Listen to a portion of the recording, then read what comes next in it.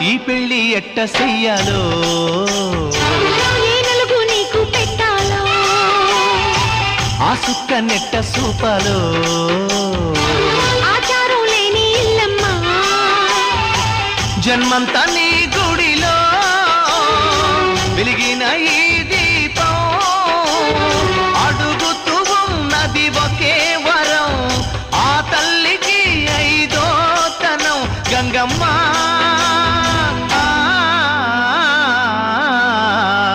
అందాల పూల రెమ్మ పేరింటి ఎన్నెలమ్మ ఎల్లమ్మ